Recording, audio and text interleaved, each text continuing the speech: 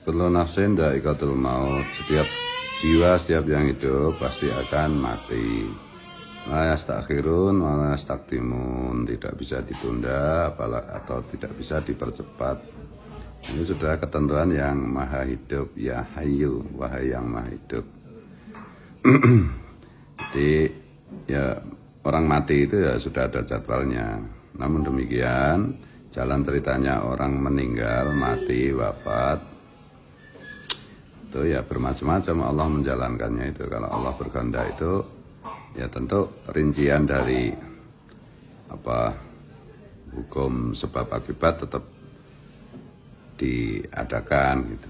Nah, dalam kasus Tengku Qori itu kalau saya lihat kalau benar fotonya seperti itu ya, foto wajahnya seperti itu ada kemungkinan Tengku Qori itu kena santet tuh meninggalnya. Nah, secara medis itu tanda-tandanya meninggal mendadak serangan jantung. Itu kan penjelasan medis. Penjelasan spiritualnya ada kemungkinan dia itu kena santet. Tuh. Tes, cek.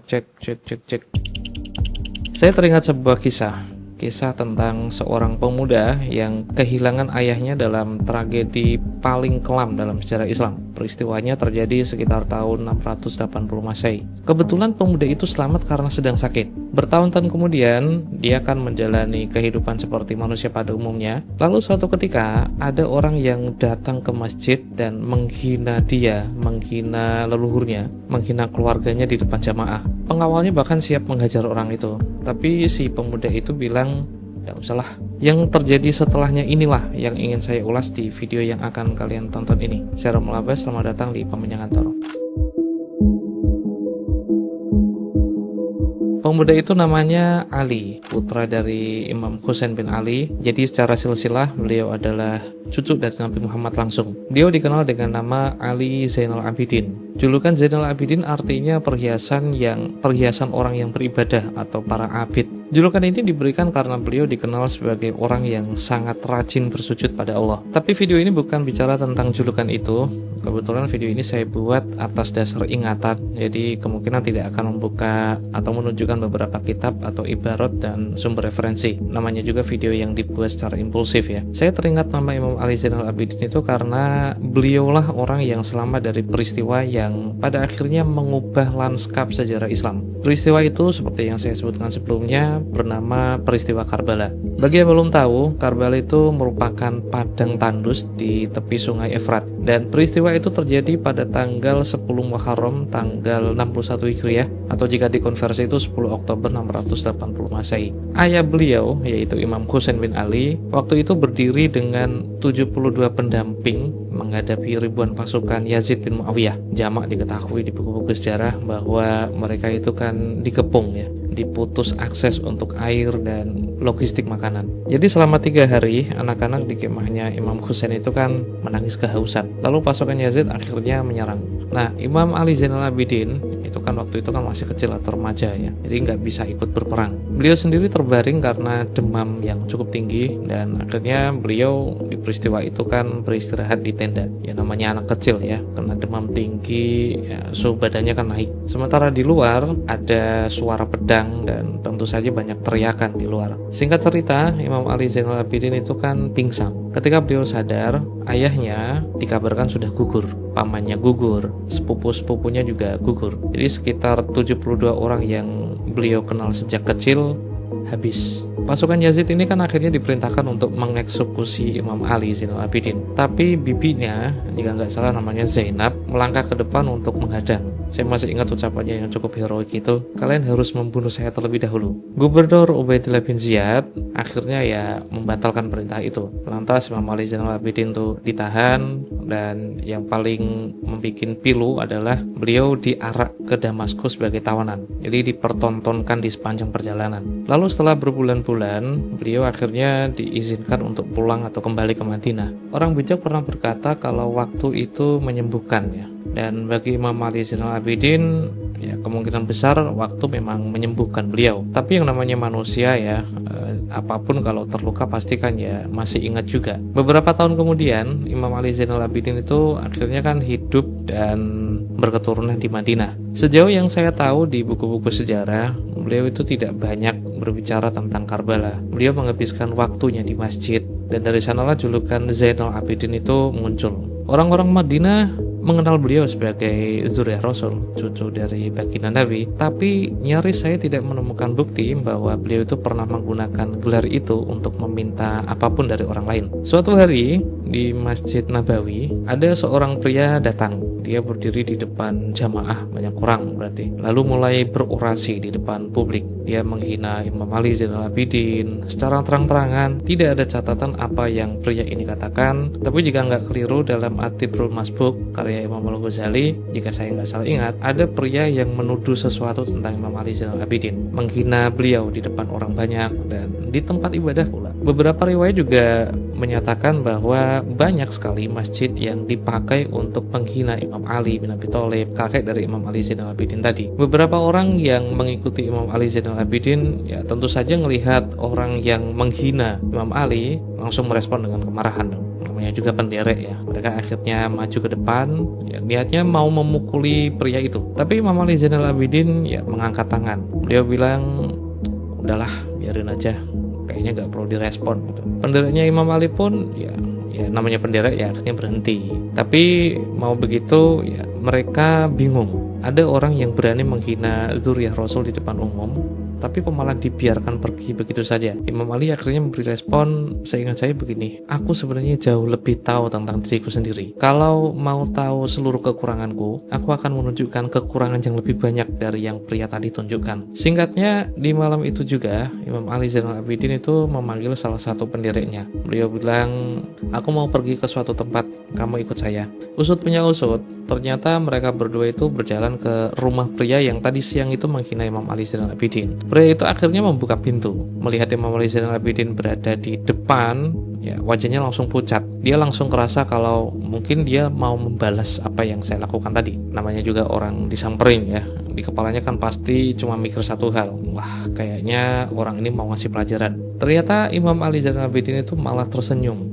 Lalu beliau berkata, wahai saudaraku, tadi siang kan kamu mengatakan hal-hal tertentu tentang saya. Kalau yang kamu sampaikan itu ternyata benar dan memang ada di dalam diriku, maka aku akan beristighfar, aku akan meminta ampun kepada Allah. Tapi kalau yang kamu katakan itu tidak benar, ya semoga Allah mengampunimu. Sontak pria itu langsung terdiam. Seingat saya juga Imam Ali Zainal Abidin juga langsung melepaskan bajunya, baju yang beliau pakai, lalu memberikannya ke pria tadi. Dan jika nggak salah ingat juga beliau memberikan uang sekitar 1.000 dirham. Tentu saja orang itu langsung kaget. Banyak cerita yang mengisahkan kalau orang itu langsung nangis juga. Dia akhirnya bersimpuh dan berkata, ya, aku bersaksi kalau Anda adalah Zuriyah Rasul. Ini orang siangnya menghina Imam Ali Zainal Abidin di depan umum, bahkan di masjid. Tapi Imam Ali Zainal Abidin yang punya kenangan buruk tentang Karbala, menyaksikan keluarganya gugur, yang sempat ditahan, dan akhirnya diarak di jalan sebagai tawanan, kok malah datang ke rumah orang yang menghina dirinya, ngasih duit pula. Apa yang kisah ini ajarkan? Ada kisah faktual dari orang yang menjadi saksi mata ayahnya gugur, keluarganya habis, dia ditahan, diarak, dipermalukan, dan bertahun-tahun kemudian ada orang yang menghina dia dan keluarganya lagi. Akan tetapi, respon yang ditunjukkan Imam Ali Zainal Abidin justru memilih untuk memaafkan. Tapi ketika saya teringat kisah ini, yang ada di kepala saya adalah ucapan Imam Ali tadi, bahwa beliau memahami bahwa hisab atau perhitungan amal, yaitu balasan atas semua perbuatan manusia, sebenarnya bukan hak yang ada di tangan beliau, tapi itu hak Allah. Bisa saja kan Imam Ali membiarkan para pendereknya atau para pengawalnya itu kan menghajar pria itu, karena secara sosial beliau itu punya kuasa untuk melakukannya. Cucu Nabi kok dihina di depan umum, bahkan di Masjid Nabawi pula. Orang-orang di Madinah saya yakin juga pasti paham kalau beliau itu hanya ingin membalas jika memang pendereknya diperbolehkan untuk memukul pria itu. Tapi ternyata beliau tidak melakukannya, karena beliau tahu balasan yang sesungguhnya itu bukan urusan manusia. Saya teringat kisah ini karena 2-3 hari terakhir ada peristiwa seseorang yang cukup memicu perdebatan, dan orang ini akhirnya meninggal dunia. Siapa manusia sih yang tidak akan meninggal ya? Orang ini dianggap paling menyakiti, dianggap membuat sakit banyak orang, hati banyak orang, khususnya bagi Alawi, kabilah asal Hadramaut yang dikenal dengan panggilan Habib. Orang yang saya maksud sebenarnya banyak orang yang tahu, yaitu Tengku Muda Qori atau Oktiva. Mendiang itu kan wafat beberapa hari yang lalu, dan berita ini akhirnya menyebar ke banyak platform, bahkan memunculkan banyak spekulasi. Banyak yang mencoba menafsirkan tanda-tanda dari caranya meninggal dan caranya dikebumikan. Respon mereka akhirnya membuat saya teringat pada maqalah dari Imam Al-Ghazali, ghibatul mayyit asyaddu minal hayyi wa dzalika li anna 'afwal hayyi wastihlalahu mumkinun wa mutawaqqi'un fid dunya bi khilafil mayyit. Singkatnya diartikan seperti ini: ngerasani atau ghibah atau menggibahi orang yang telah meninggal itu dosanya cukup lebih berat daripada ngerasani orang yang masih hidup. Kenapa? Karena orang yang masih hidup itu masih bisa dimintai maafnya, masih bisa dimintai halalnya. Sementara orang yang meninggal kan ya nggak bisa. Loh, bukannya mendiang itu justru lebih sering melakukan itu untuk keluarga Bani Alawi? Semua orang juga tahu.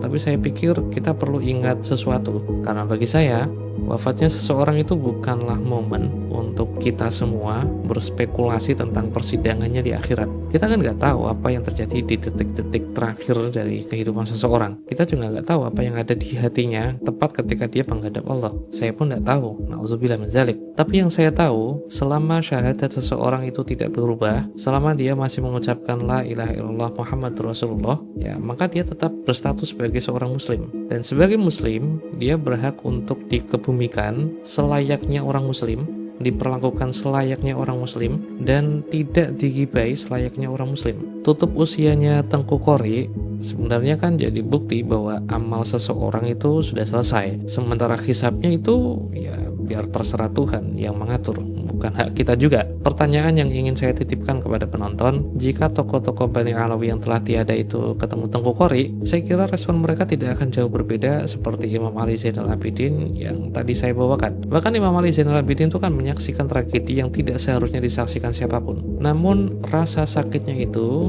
tidak menutup kemungkinan bagi hati beliau untuk memaafkan. Justru beliau datang ke rumah orang yang menghina nama baiknya, nama baik kakeknya, orang tuanya, keluarganya, dan memaafkan. Kalau cucu Nabi yang kehilangan ayahnya di Karbala bisa memaafkan orang yang menghina dirinya, apa alasan Bani Alawi tidak melakukan hal yang sama? Karena setahu saya, warisan Nabi itu bukan hanya tentang nasab yang tersambung kepada tubuh beliau saja, tapi ada warisan yang bersifat teladan juga tentang akhlak zuriyahnya. Dan mungkin pasca wafatnya Tengku Qori, itulah yang seharusnya Bani Alawi wariskan kepada syabab-syabab mereka. Itulah yang seharusnya dipercontohkan oleh Bani Alawi biar menjadi contoh.